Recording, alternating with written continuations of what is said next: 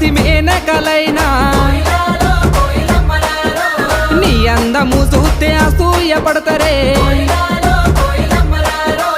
ఇంతటి అందాన్ని ఆ బ్రహ్మదేవుడు